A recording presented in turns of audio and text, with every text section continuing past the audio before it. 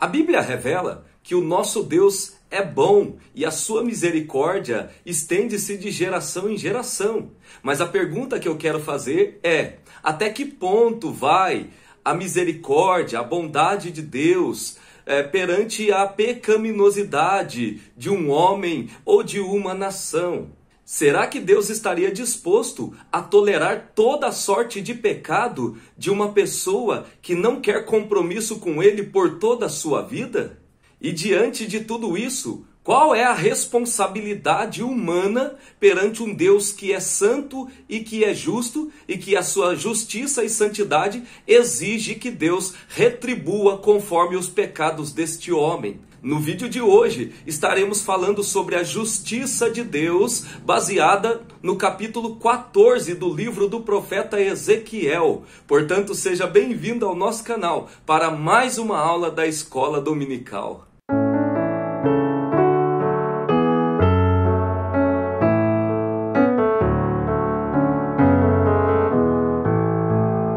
Meus irmãos, que a graça e a paz de Jesus Cristo seja sobre a vida de todos vocês. É com muita alegria que estamos aqui mais uma vez para estudarmos a preciosa Palavra de Deus, baseada nas lições da revista da Escola Dominical, lição de adultos da CPAD. No vídeo de hoje estaremos estudando a lição de número 6 da nossa Escola Dominical, lição essa que tem por tema a justiça de Deus. E esta lição tem por base o texto de Ezequiel, capítulo de número 14, versículos de número 12 até o versículo de número 21, onde aprenderemos sobre a justiça de Deus mediante o pecado de uma nação, ou pecado, por que não dizer, o pecado de pessoas individualmente também falando. Portanto, neste vídeo, nós estaremos falando sobre a retribuição de Deus com relação aos pecados de um homem. E para falar desse tema importante e interessante, nós vamos dividir a nossa aula em 3 tópicos. No primeiro tópico, nós vamos falar sobre a identificação do juízo divino. No segundo tópico, nós vamos falar sobre a petição que Deus não atende. Será que Deus responde todas as orações? Será que Deus está disposto de fato a atender todas as nossas petições e intercessões? E no terceiro tópico, nós vamos falar sobre a intercessão de Noé, Daniel e Jó. Portanto, fica firme conosco aí até o final do vídeo e eu tenho certeza que você será abençoado pelo estudo da Palavra de Deus baseado neste tema que nós vamos trazer aqui. Eu gostaria também de pedir para que você que ainda não se inscreveu no canal, mas está nos assistindo neste momento, primeiramente seja bem-vindo ao nosso canal. Eu sou o pastor e professor José Santana e eu gostaria de pedir para você nos ajudar neste projeto, nesta tarefa de levarmos a preciosa Palavra de Deus até aqueles que precisam desta palavra. Então, se inscreva no canal, dê um like neste vídeo, comente aí embaixo o que você acha do assunto, compartilhe com seus amigos e vem comigo estudar a Palavra de Deus. Tópico de número 1, sobre a identificação do juízo divino.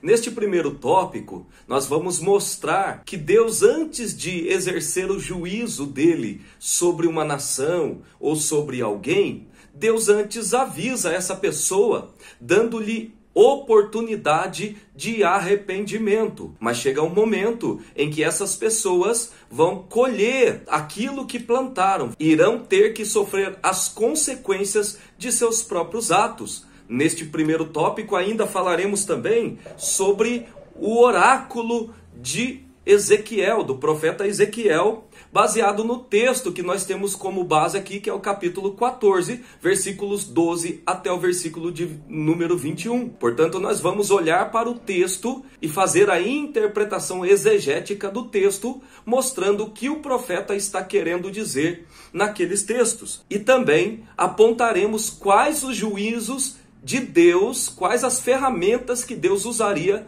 para exercer o seu juízo sobre esta nação. Primeiramente, vamos falar aqui sobre as oportunidades que Deus dava para este povo no Antigo Testamento, falando sobre o discurso profético. Se nós olharmos para os livros dos profetas do Antigo Testamento, nós vamos perceber que Deus usou esses mensageiros para anunciar o castigo, para anunciar o juízo de Deus que estava por vir sobre a nação, caso eles não se arrependessem. E por que Deus fazia isso?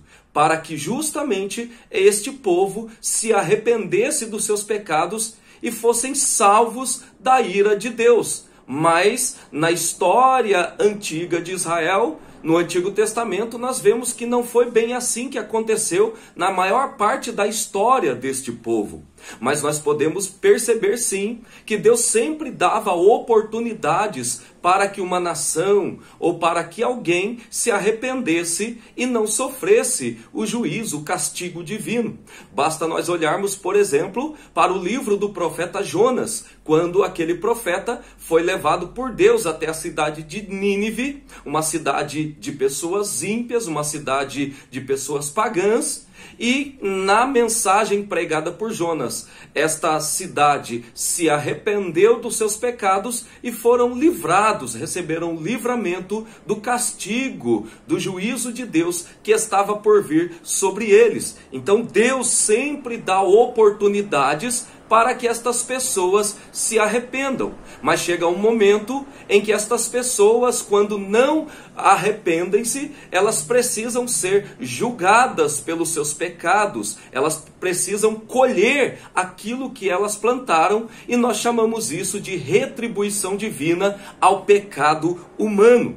Vamos olhar também para o versículo de número 13 do livro do profeta Ezequiel, no capítulo 14. Olha só o que o texto de Ezequiel, capítulo 14, versículo 13 diz: Filho do homem, quando uma terra pecar contra mim, gravemente se rebelando, então estenderei a mão contra ela e tornarei instável o sustento do pão, e enviarei contra ela fome, e arrancarei dela homens e animais. Então veja que o profeta Ezequiel está trazendo uma mensagem de Deus aqui, utilizando a expressão, quando uma terra pecar contra mim.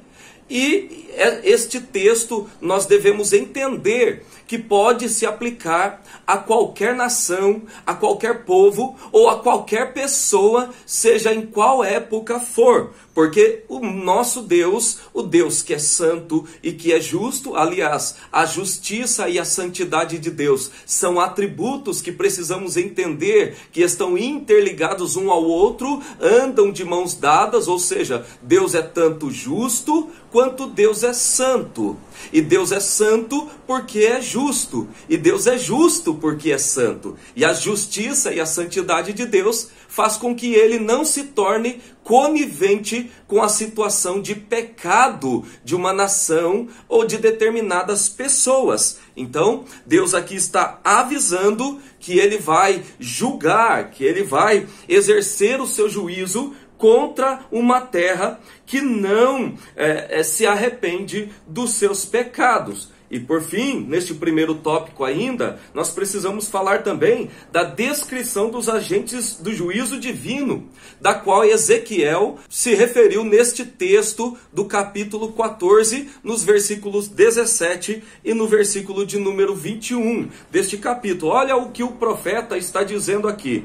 Ou se eu trouxer a espada sobre a tal terra, e disser, espada passa pela terra, e eu arrancar delas homens e animais. O versículo 21 diz assim, porque assim diz o Senhor Jeová, quanto mais se eu enviar os meus 4 maus juízos, que é a espada e a fome, e as nocivas alimárias, e a peste contra Jerusalém, para arrancar delas homens e animais. Então, nessa parte do texto, nós temos aqui a descrição dos agentes do juízo divino contra a cidade de Jerusalém, cidade rebelde, de um povo de coração duro e obstinado. E nós já estudamos no livro de Ezequiel o quanto o povo de Judá, o povo de Israel, o povo de Jerusalém estava longe dos caminhos do Senhor, estavam apostatando da sua fé, líderes praticando o paganismo dentro do templo, pessoas, as mulheres chorando por deuses estranhos, homens olhando para o sol e de costas para o templo. Então nós já vimos aqui o suficiente para entender que Deus tem um limite, né? A sua paciência tem um limite, e que ele está prestes a executar o juízo de Deus, o juízo dele, contra um povo obstinado, um povo apóstata, um povo de duro coração, para que este povo sofra a sua correção. Nós vemos aqui, por exemplo, Deus falando da seca, né, que era um sinal visível do castigo divino nas escrituras sagradas. Nós vimos Deus falando da espada, e quando Deus fala de espada, enviar a espada quer dizer enviar guerras, né? Espada fala de guerra. Então significa dizer que Deus permitirá que inimigos da nação se levantem contra ela, né? Nós vimos Deus falando também de fome e de peste, o que promove muita mortandade no meio de uma nação, e de fato provocou tudo isso na história de Israel. E nós vimos Deus ainda falando de animais nocivos, né? De animais selvagens que estariam ali também para serem vara de Deus contra esta nação pecaminosa. Então nós precisamos terminar este primeiro tópico reforçando a ideia de que Deus não executa o seu juízo sem uma justa causa. Antes, Deus dá tempo suficiente para que essas pessoas se arrependam, Deus avisa, Deus comunica, Deus envia mensageiros para que essas pessoas tenham oportunidade de arrependimento, mas não havendo o arrependimento, a justiça e a santidade de Deus exija que ele puna estas pessoas por causa de seus pecados. Tópico de número 2, sobre a petição que Deus não atende. Neste segundo tópico, nós falaremos aqui sobre um tema polêmico. Será que todas as orações são atendidas por Deus? Será que todas as intercessões que fazemos perante Deus, elas são atendidas por Ele? Uma vez que nós acreditamos que a oração é o canal de comunicação entre o homem e Deus, sabemos que a palavra de Deus revela que o nosso Deus é gracioso, é misericordioso, e a sua bondade e misericórdia se estende de geração a geração, e que Ele tem prazer em receber um pecador arrependido. Mas até que ponto vai a paciência de Deus quando o pecador ele não quer se arrepender? Então nós vamos olhar para este tópico e entender que Deus sim quer que nós façamos intercessão pelas outras pessoas, mas precisamos também entender que a paciência de Deus tem limites diante de algumas situações e circunstâncias. Mas primeiramente vamos falar aqui sobre exemplos positivos de intercessão pelo pecador. Se nós olharmos para as Escrituras Sagradas, nós vamos ver que a palavra de Deus mostra algumas ocasiões em que Deus atendeu a intercessão de homens de Deus com relação a pessoas ou a locais, né? Por exemplo, a intercessão de Abraão pela cidade de Sodoma por causa de seu sobrinho Ló que lá estava. E ali nós entendemos pelo texto bíblico que Deus sim estava disposto a perdoar a cidade, a não exercer a sua destruição, seu juízo sobre as cidades de Sodoma e Gomorra, caso houvesse pelo menos 10 justos naquela cidade.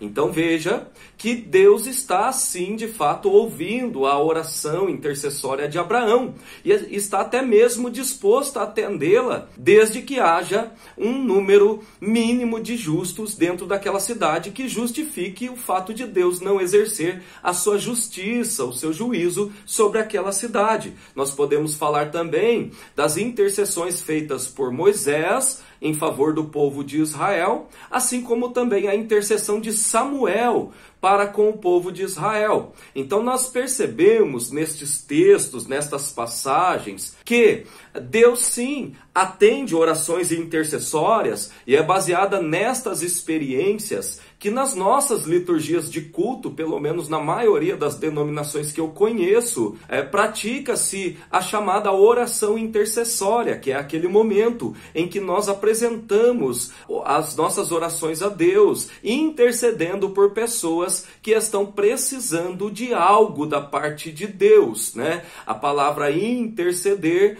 quer dizer colocar-se entre. É como se você estivesse entre aquela pessoa que tem uma necessidade e Deus, né, e estivesse se colocando no meio deles e você estivesse falando em nome daquela pessoa necessitada a Deus, certo? Baseado nessas experiências, nós intercedemos sim pelos pecadores para que eles se arrependam e venham a Cristo. Na intercessão nós pedimos para que o Espírito Santo trabalhe no coração dessas pessoas, convencendo-as do pecado, da justiça e do juízo, para que assim essas pessoas reconheçam também Cristo como único e suficiente Salvador. Mas nós precisamos falar e contextualizar aqui a situação da nação de Israel e por que a petição de Ezequiel, tanto quanto a de Jeremias, não foram aceitas diante de Deus em favor deste povo, né, em favor da nação de Israel. Nós já falamos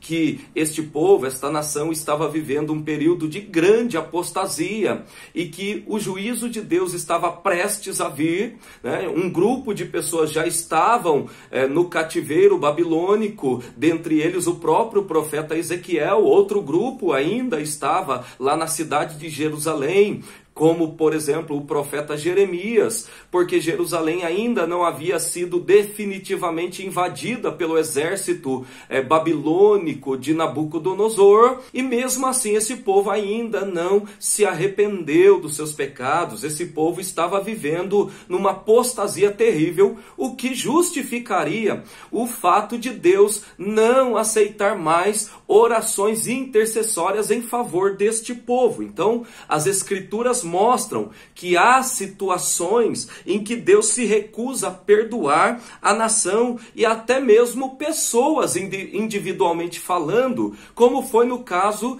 de Saul, aquele primeiro rei de Israel que virou as costas para Deus, que se afastou de Deus e que quando Deus foi até Samuel, dizendo para Samuel ungir Davi como rei no lugar de Saul, Deus pergunta para Samuel: Samuel, até quando você terá pena de Saul, quando na verdade eu o rejeitei? Porque os pecados de Saul passaram dos limites daquilo que Deus estava disposto a perdoar. Nós percebemos aqui que a apostasia faz com que Deus não mais perdoe os pecados de um povo, de uma nação ou de alguém. Num terceiro momento, nós precisamos falar também sobre quando Deus não atende a oração intercessória de um justo. Olha só que coisa polêmica. A Bíblia diz que a oração de um justo pode muito em seus efeitos, mas aqui nós temos uma situação em que a oração intercessória de um justo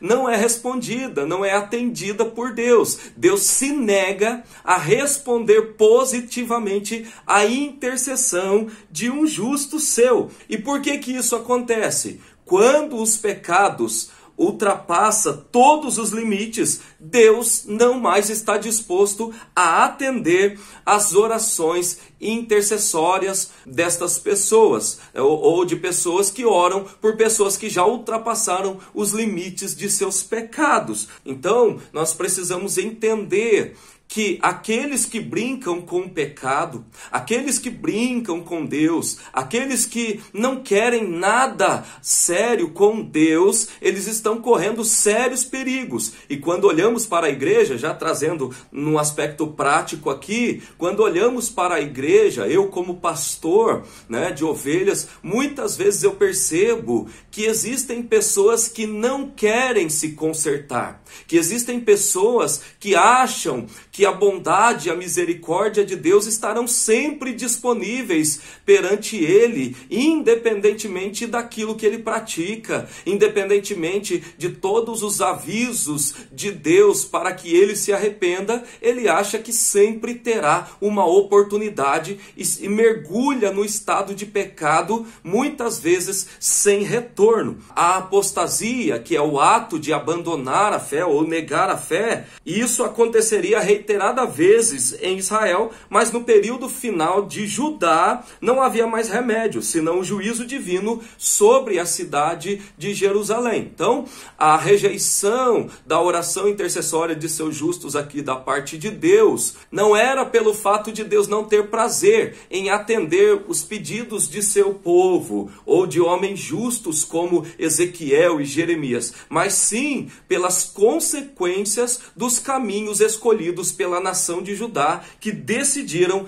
andar nos caminhos da idolatria, do paganismo, da imoralidade, da injustiça e da apostasia. E aí o juízo de Deus era já inevitável contra essa nação. Tópico de número 3, sobre a intercessão de Noé, Daniel e Jó. Neste terceiro tópico, nós iremos olhar para o texto bíblico de Ezequiel capítulo 14 e ver que Ezequiel vai combater um conceito, uma teologia popular entre os homens de Israel, de que Deus jamais destruiria a nação enquanto houvesse pessoas justas no meio da nação, ainda que poucas pessoas. E aí nós vamos falar aqui sobre o texto bíblico que mostra que esta teologia popular em Judá não mais funcionará em favor deste povo. Nós vamos falar também aqui sobre os personagens históricos Noé, Daniel e Jó e mostrar o que eles têm em comum e por que Deus citou eles como exemplo de homens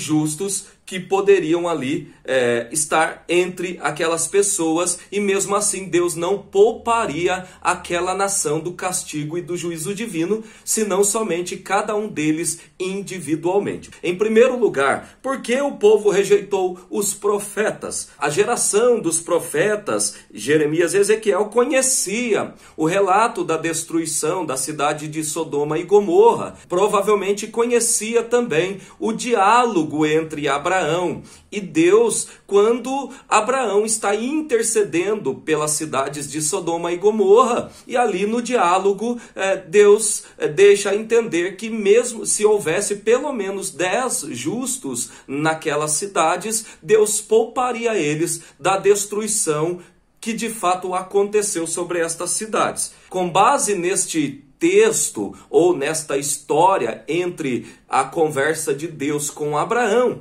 cria-se uma teologia popular no meio do povo de Israel, de que se houver alguns justos no meio da nação, Deus jamais destruiria a nação ou aquele povo. No imaginário popular deles, eles achavam que era impossível Deus abandonar a cidade, Deus abandonar o templo e Deus permitir que uma nação tão ímpia, tão cruel como a Babilônia invadisse aquela nação e trouxesse tamanha desgraça sobre aquele povo. Mas nós podemos entender, diante do texto bíblico aqui, de Ezequiel capítulo de número 14, que Deus está sim disposto a permitir a destruição desta nação, porque eles não se arrependeram. E Deus ainda diz que ainda que houvesse alguns justos no meio dessa cidade, citando aí as figuras de Noé, Daniel e Jó, Deus mesmo assim executaria o seu juízo,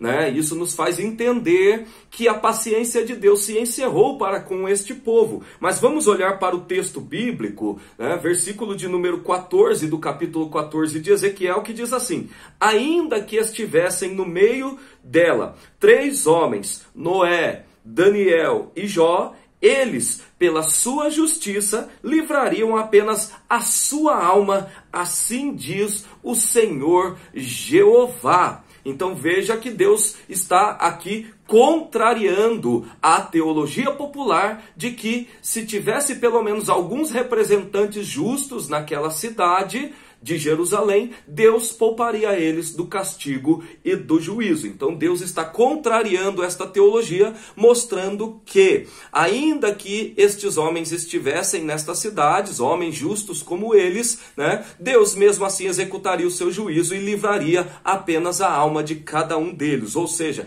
cada um deles se livraria do juízo de Deus, nem mesmo suas famílias, como foi no caso da Arca de Noé, se salvaria, mostrando que a responsabilidade é individual. A responsabilidade pelos nossos pecados é individual. Cada qual responderá por si próprio. Aí surge, né, algumas frases no nosso meio, que filho de crente não é crentinho, filho de pastor não é pastorzinho. Cada um vai ter que dar conta de si mesmo, porque a salvação ela é individual no sentido de julgamento. E assim, então, nós precisamos entender que nós temos que dar conta de nós mesmos. No texto bíblico, o profeta Ezequiel, ou melhor, Deus, por meio do profeta, cita aqui 3 personagens, que é Noé, Daniel e Jó. E eu gostaria de informar que a figura aqui de Noé, ela é indiscutível. Noé foi um personagem histórico, não é uma lenda. A história de Noé, a história do dilúvio, é uma história verdadeira, não é uma lenda extraída de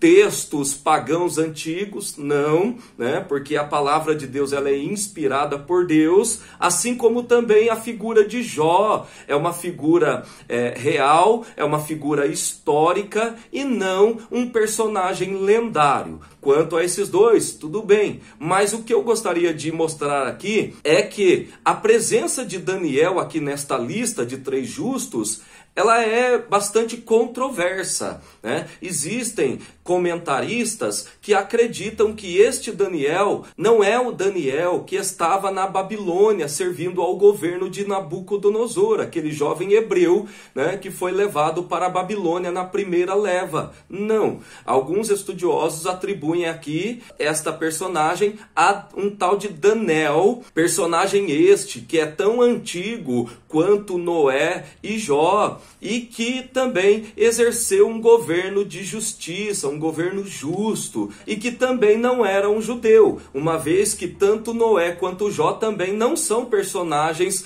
judeus. Muitos estudiosos dizem que este Daniel não é o mesmo Daniel da qual nós conhecemos o livro do profeta Daniel. Já o comentarista da lição, o pastor Ezequias Soares, atribui sim este Daniel ao Daniel do livro do profeta Daniel, aquele herói judeu, né, que viveu na Babilônia servindo no palácio do rei Nabucodonosor. Mas o que eu gostaria de dizer aqui com relação a essa discussão é que isso não importa. Se seja Daniel, o judeu, o jovem judeu que estava na Babilônia, contemporâneo inclusive de Ezequiel e Jeremias, seja outro Daniel que viveu na antiguidade, o ponto central da história aqui não é isto. O ponto central é de que Deus apresenta 3 pessoas justas, 3 pessoas que têm atributos em comum, que é a sua retidão, a sua justiça, eram homens justos e que certamente Deus teria prazer em livrá-los de um juízo futuro, mostrando aqui que se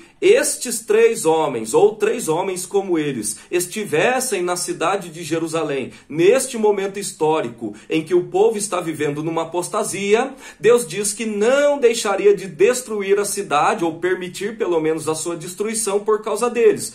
De fato, Deus tão somente livraria a própria alma de cada um deles, para que eles não perecessem junto com os injustos. Amém? Nós podemos encerrar aqui o nosso vídeo de hoje falando que, segundo a mensagem de Ezequiel, Deus não é obrigado a tolerar o pecado do povo por causa dos justos da cidade. E aí nós podemos terminar aqui com uma palavra pastoral, dizendo que é nossa missão estar sempre alertando o povo com relação às suas condutas, para viverem uma vida de santidade, uma vida de justiça, uma vida de retidão perante Deus, porque um dia a paciência de Deus para com os pecadores pode se acabar. Existem pessoas na igreja, conforme eu já relatei, que vivem no estado de pecaminosidade deliberada,